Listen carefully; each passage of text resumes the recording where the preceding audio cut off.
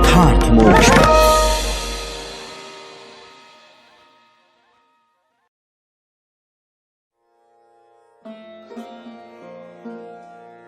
इक्कीसवां अध्याय, कर्दम जी की तपस्या और भगवान का वरदान। विदुर जी ने पूछा, भगवान, स्वयंभू मनु का वंश बड़ा आदरणीय माना जाता है। उसमें मैथुन धर्म के द्वारा प्रजा की वृद्धि हुई थी। अब आप मुझे उसी की कथा सुनाइए। ब्राह्मण, आपने कहा था कि स्वयंभू मनु के पुत्र प्रियव्रत और उत्तानपाद ने 7 द्वीपों वाली पृथ्वी का धर्म पूर्वक पालन किया था तथा उनकी पुत्री, जो देवहूति नाम से विख्यात थी, कर्दम प्रजापति को ब्याही गई थी। देवहूति योग के लक्षण यमादि से संपन्न थी। उससे महायोगी कर्दम जी ने कितनी संतानें उत्पन्न की, वह सब प्रसंग आप मुझे सुनाइए। मुझे उसके सुनने की बड़ी इच्छा है। इसी प्रकार भगवान रुचि और ब्रह्मा जी के पुत्र दक्ष प्रजापति ने भी मनु जी की कन्याओं का पाणी ग्रहण करके उनसे किस प्रकार क्या क्या संतान उत्पन्न की, यह सब चरित भी मुझे सुनाइए।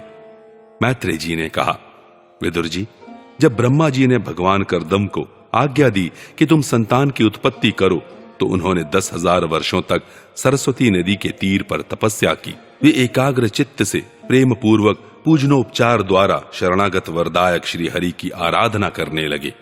तब सत्ययुग के आरंभ में कमल नयन भगवान श्री हरि ने उनकी तपस्या से प्रसन्न होकर उन्हें अपने शब्द ब्रह्ममय स्वरूप से मूर्तिमान होकर दर्शन दिए।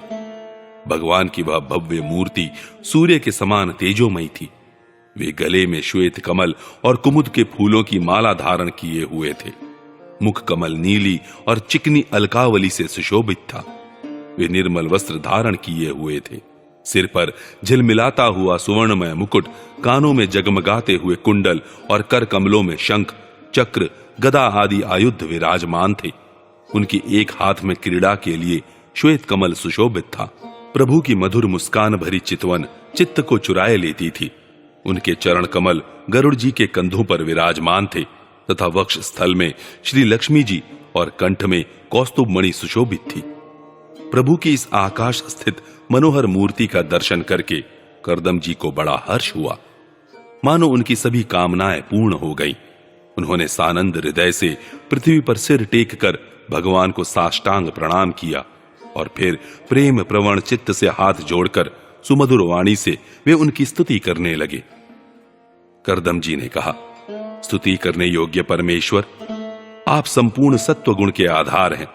योगी जन उत्तरोत्तर शुभ योनियों में जन्म लेकर अंत में योगस्थ होने पर आपकी दर्शनों की इच्छा करते हैं। आज आपका वही दर्शन पाकर हमें नेत्रों का फल मिल गया। आपके चरण कमल भवसागर से पार जाने के लिए जहाज है। जिनकी बुद्धि आपकी माया से मारी गई है, वे ही उन तुच्छ क्षणिक विषय सुखों के लिए जो नरक में मिल सकते हैं, उन चरणों का आश्रय लेते हैं। किंतु स्वामिन, आप तो उन्हें वे विषय भोग भी दे देते हैं। प्रभु, आप कल्प वृक्ष हैं। आपके चरण समस्त मनोरथों को पूर्ण करने वाले हैं। मेरा हृदय काम कलुषित है।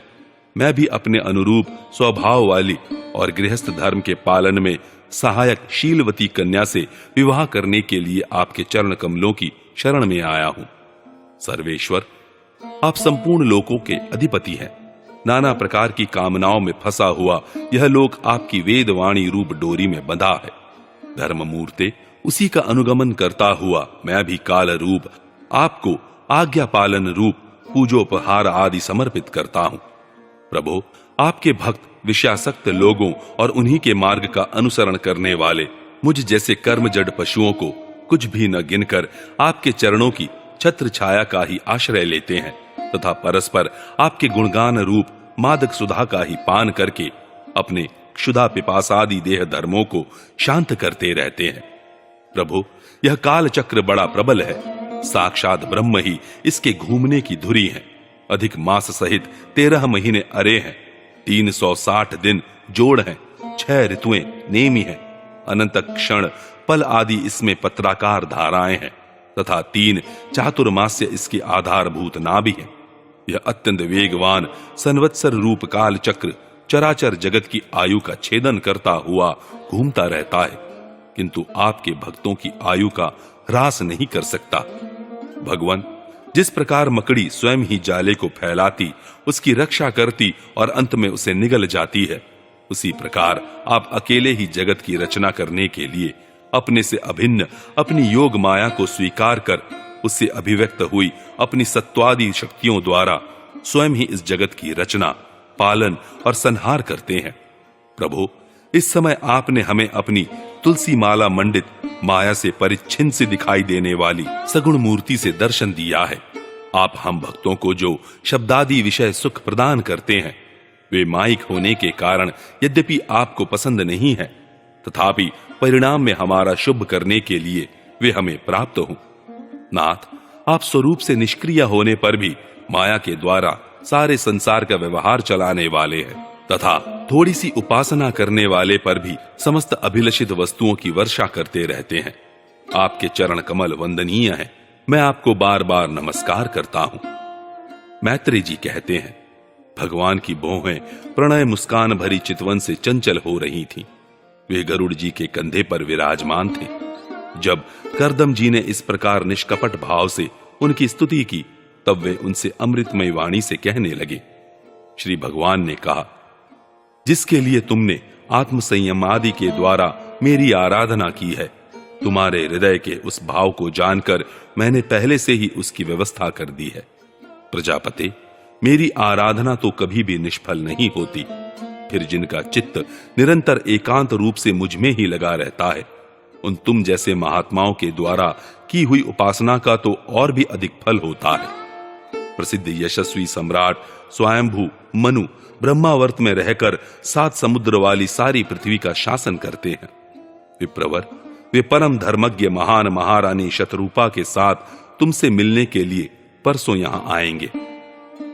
उनकी एक रूप यौवन, शील और गुणों से संपन्न श्याम लोचना कन्या इस समय विवाह के योग्य है। प्रजापते, तुम सर्वथा उसके योग्य हो, इसलिए वे तुम्ही को वह कन्या अर्पण करेंगे। ब्रह्मन, गत अनेकों वर्षों से तुम्हारा चित्त जैसी भार्या के लिए समाहित रहा है, अब शीघ्र ही वह राजकन्या तुम्हारी वैसी ही पत्नी होकर यथेष्ट सेवा करेगी। वह तुम्हारा वीर्य अपने गर्भ में धारण कर उससे 9 कन्याएं उत्पन्न करेगी, और फिर तुम्हारी उन कन्याओं से लोक रीति के अनुसार मरीचि आदि ऋषिगण पुत्र उत्पन्न करेंगे। तुम भी मेरी आज्ञा का अच्छी तरह पालन करने से शुद्ध चित्त हो, फिर अपने सब कर्मों का फल मुझे अर्पण कर मुझको ही प्राप्त होोगे। जीवों पर दया करते हुए तुम आत्मज्ञान प्राप्त करोगे, और फिर सबको अभयदान दे अपने सहित संपूर्ण जगत को मुझ में और मुझको अपने में स्थित देखोगे। महामुने, मैं भी अपने अंश कला रूप से तुम्हारे वीर्य द्वारा तुम्हारी पत्नी देवहूति के गर्भ में अवतीर्ण होकर सांख्य शास्त्र की रचना करूंगा। मैत्रेय जी कहते हैं, विदुर जी, कर्दम ऋषि से इस प्रकार संभाषण करके इंद्रियों के अंतर्मुख होने पर प्रकट होने वाले श्री हरि सरस्वती नदी से घिरे हुए बिंदुसर तीर्थ से अपने लोक को चले गए। भगवान के सिद्ध मार्ग की सभी सिद्धेश्वर प्रशंसा करते हैं। वे कर्दम जी के देखते देखते अपने लोक को सिधार गए। उस समय गरुड़ जी के पक्षों से जो साम की आधारभूता ऋचाएं निकल रही थीं, उन्हें वे सुनते जाते थे। विदुर जी, श्री हरि के चले जाने पर भगवान कर्दम उनके बताए हुए समय की प्रतीक्षा करते हुए बिंदु सरोवर पर ही ठहरे रहे। वीरवर, इधर मनु जी भी महारानी शतरूपा के साथ सुवर्ण जटित रथ पर सवार होकर तथा उस पर अपनी कन्या को भी बिठाकर पृथ्वी पर विचरते हुए जो दिन भगवान ने बताया था, उसी दिन शांति परायण महर्षि कर्दम के उस आश्रम पर पहुंचे। सरस्वती के जल से भरा हुआ यह बिंदु सरोवर वह स्थान है जहां अपने शरणागत भक्त कर्दम के प्रति उत्पन्न हुई अत्यंत करुणा के वशीभूत हुए भगवान के नेत्रों से आंसुओं की बूंदें गिरी थी। यह तीर्थ बड़ा पवित्र है। इसका जल कल्याणमय और अमृत के समान मधुर है तथा महर्षिगण सदा इसका सेवन करते हैं। उस समय बिंदु सरोवर पवित्र वृक्ष लताओं से घिरा हुआ था, जिनमें तरह तरह की बोली बोलने वाले पवित्र मृग और पक्षी रहते थे। वह स्थान सभी ऋतुओं के फल और फूलों से संपन्न था और सुंदर वर्ण श्रेणी भी उसकी शोभा बढ़ाती थी। वहां झुंड के झुंड मतवाले पक्षी चहक रहे थे, मतवाले भौरे मंडरा रहे थे। उन्मत्त मयूर अपने पिच्छ फैला फैलाकर नट की भांति नृत्य कर रहे थे। और मतवाले कोकिल कुहू कुहू करके मानो एक दूसरे को बुला रहे थे। वह आश्रम कदम्ब, चंपक, अशोक, करंज, बकुल, असन, कुंद, मंदार, कुटज और नए नए आम के वृक्षों से अलंकृत था। वहां जलकाग, बत्तख आदि जल पर तैरने वाले पक्षी, हंस, कुरर, जलमुर्ग, सारस, चकवा और चकोर मधुर स्वर से कलरव कर रहे थे। हरिन, सुअर, स्याही, नीलगाय, हाथी, लंगूर, सिंह, वानर, नेवले और कस्तूरी मृग आदि पशुओं से भी वह आश्रम घिरा हुआ था। आदिराज महाराज मनु ने उस उत्तम तीर्थ में कन्या के सहित पहुंचकर देखा कि मुनिवर कर्दम अग्निहोत्र से निवृत्त होकर बैठे हुए हैं।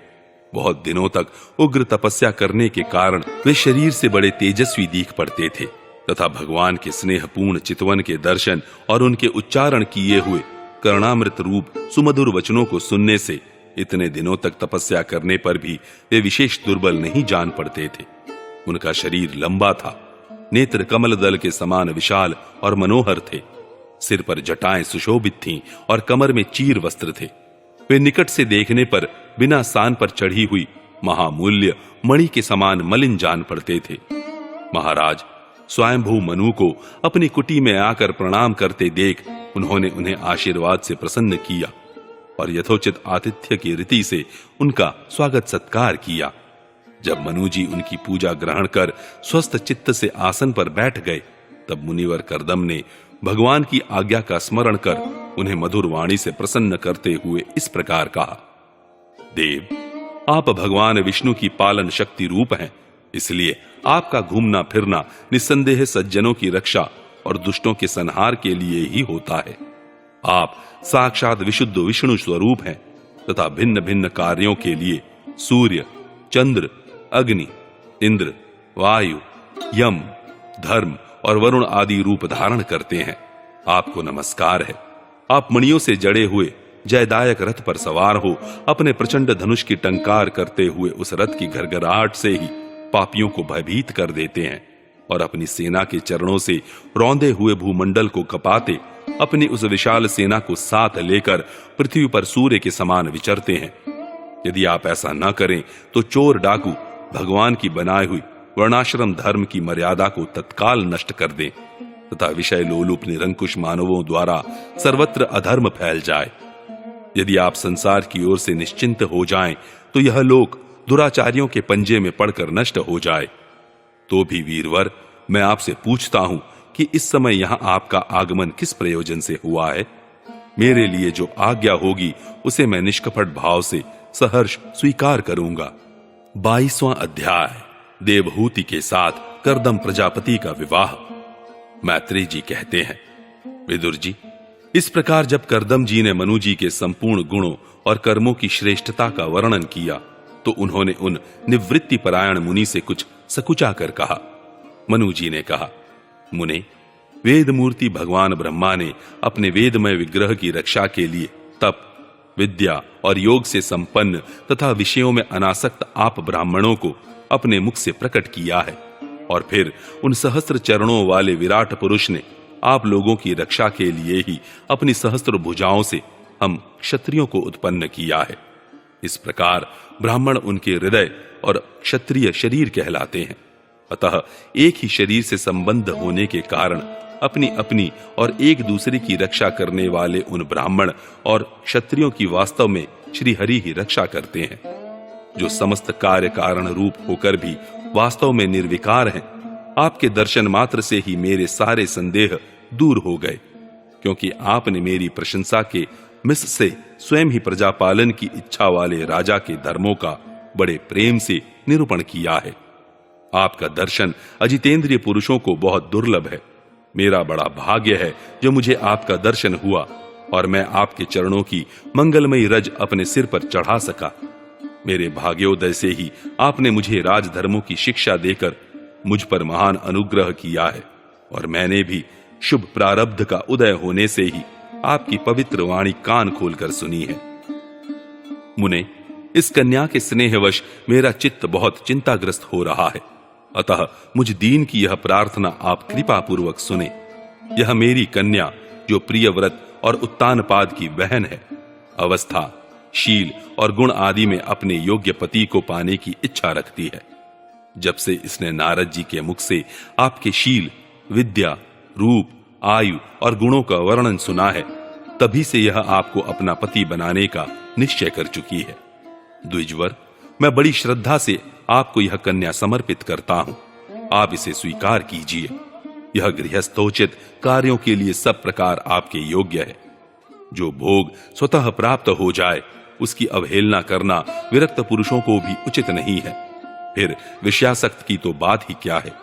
जो पुरुष स्वयं प्राप्त हुए भोग का निरादर कर फिर किसी कृपण के आगे हाथ पसारता है, उसका बहुत फैला हुआ यश भी नष्ट हो जाता है और दूसरों के तिरस्कार से मान भंग भी होता है।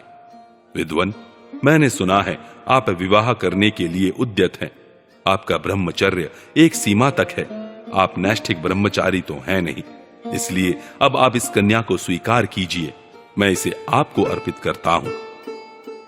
श्री कर्दम मुनि ने कहा, ठीक है, मैं विवाह करना चाहता हूं और आपकी कन्या का अभी किसी के साथ वागदान नहीं हुआ है, इसलिए हम दोनों का सर्वश्रेष्ठ ब्राह्म विधि से विवाह होना उचित ही होगा। राजन, वेदोक्त विवाह विधि में प्रसिद्ध जो गृभाणमी ते इत्यादि मंत्रों में बताया हुआ काम है, वह आपकी इस कन्या के साथ हमारा संबंध होने से सफल होगा। भला जो अपनी अंग कांति से आभूषण आदि की शोभा को भी तिरस्कृत कर रही है, आपकी उस कन्या का कौन आदर न करेगा। एक बार यह अपने महल की छत पर गेंद खेल रही थी। गेंद के पीछे इधर उधर दौड़ने के कारण इसके नेत्र चंचल हो रहे थे तथा पैरों के पायजेब मधुर झनकार करते जाते थे। उस समय इसे देखकर विश्वावसु गंधर्व मोहवश अचेत होकर अपने विमान से गिर पड़ा था। वही इस समय यहां स्वयं आकर प्रार्थना कर रही है। ऐसी अवस्था में कौन समझदार पुरुष इसे स्वीकार न करेगा। यह तो साक्षात आप महाराज श्री स्वयंभव मनु की दुलारी कन्या और उतानपाद की प्यारी बहन है तथा यह रमणियों में रत्न के समान है। जिन लोगों ने कभी श्री लक्ष्मी जी के चरणों की उपासना नहीं की है, उन्हें तो इसका दर्शन भी नहीं हो सकता। अतः मैं आपकी इस साध्वी कन्या को अवश्य स्वीकार करूंगा, किंतु एक शर्त के साथ। जब तक इसके संतान न हो जाएगी, तब तक मैं गृहस्थ धर्मानुसार इसके साथ रहूंगा। उसके बाद भगवान के बताए हुए संन्यास प्रधान हिंसा रहित शम दमादि धर्मों को ही अधिक महत्व दूंगा, जिनसे इस विचित्र जगत की उत्पत्ति हुई है, जिनमें यह लीन हो जाता है और जिनके आश्रय से यह स्थित है। मुझे तो वे प्रजापतियों के भी पति भगवान श्री अनंत ही सबसे अधिक मान्य है। मैत्रेय जी कहते हैं, प्रचंड धनुर्धर विदुर, कर्दम जी केवल इतना ही कह सके, फिर वे हृदय में भगवान कमलनाभ का ध्यान करते हुए मौन हो गए। उस समय उनके मंद हास्य युक्त मुख कमल को देखकर देवहूति का चित्त लुभा गया। मनु जी ने देखा कि इस संबंध में महारानी शतरूपा और राजकुमारी की स्पष्ट अनुमति है, अतः उन्होंने अनेक गुणों से संपन्न कर्दम जी को उन्हीं के समान गुणवती कन्या का प्रसन्नता पूर्वक दान कर दिया। महारानी शतरूपा ने भी बेटी और दामाद को बड़े प्रेम पूर्वक बहुत से बहुमूल्य वस्त्र, आभूषण और गृहस्थोचित पात्रादि दहेज में दिए। इस प्रकार सुयोग्य वर को अपनी कन्या देकर महाराज मनु निश्चिंत हो गए। चलती बार उसका वियोग न सह सकने के कारण उन्होंने उत्कंठावश विह्वल चित्त होकर उसे अपनी छाती से चिपटा लिया और बेटी बेटी कहकर रोने लगे। उनकी आंखों से आंसुओं की झड़ी लग गई और उनसे उन्होंने देवहूति के सिर के सारे बाल भिगो दिए। फिर वे मुनिवर कर्दम से पूछकर उनकी आज्ञा ले रानी के सहित रथ पर सवार हुए और अपनी सेवकों सहित ऋषिकुल सेवित सरस्वती नदी के दोनों तीरों पर मुनियों के आश्रमों की शोभा देखते हुए अपनी राजधानी में चले आए। जब ब्रह्मावर्त की प्रजा को यह समाचार मिला कि उसके स्वामी आ रहे हैं, तब वह अत्यंत आनंदित होकर स्तुति, गीत एवं बाजे गाजे के साथ अगवानी करने के लिए ब्रह्मावर्त की राजधानी से बाहर आई। सब प्रकार की संपदाओं से युक्त बरहिष्मती नगरी मनुजी की राजधानी थी, जहां पृथ्वी को रसातल से ले आने के पश्चात शरीर कपाते समय श्री वराह भगवान के रोम झड़कर गिरे थे। वे रोम ही निरंतर हरे भरे रहने वाले कुश और कास हुए। जिनके द्वारा मुनियों ने यज्ञ में विघ्न डालने वाले दैत्यों का तिरस्कार कर भगवान यज्ञ पुरुष की यज्ञों द्वारा आराधना की है। महाराज मनु ने भी श्री वाराह भगवान से भूमि रूप निवास स्थान प्राप्त होने पर इसी स्थान में कुश और कास की बरही बिछाकर श्री यज्ञ भगवान की पूजा की थी। जिस बरहिष्मतीपुरी में मनु जी निवास करते थे, उसमें पहुंचकर उन्होंने अपने त्रिताप नाशक भवन में प्रवेश किया। वहां अपनी भार्या और संतति के सहित वे धर्म, अर्थ और मोक्ष के अनुकूल भोगों को भोगने लगे। प्रातः काल होने पर गंधर्वगण अपनी स्त्रियों के सहित उनका गुणगान करते थे, किंतु मनु जी उसमें आसक्त न होकर प्रेम पूर्ण हृदय से श्री हरि की कथाएं ही सुना करते थे। वे इच्छानुसार भोगों का निर्माण करने में कुशल थे, किंतु मननशील और भगवत परायण होने के कारण भोग उन्हें किंचित भी विचलित नहीं कर पाते थे। भगवान विष्णु की कथाओं का श्रवण, ध्यान, रचना और निरूपण करते रहने के कारण उनके मनवंतर को व्यतीत करने वाले क्षण कभी व्यर्थ नहीं जाते थे। इस प्रकार अपनी जागृत आदि तीनों अवस्थाओं अथवा तीनों गुणों को अभिभूत करके उन्होंने भगवान वासुदेव के कथा प्रसंग में अपने मनवंतर के 71 चतुर्युग पूरे कर दिए।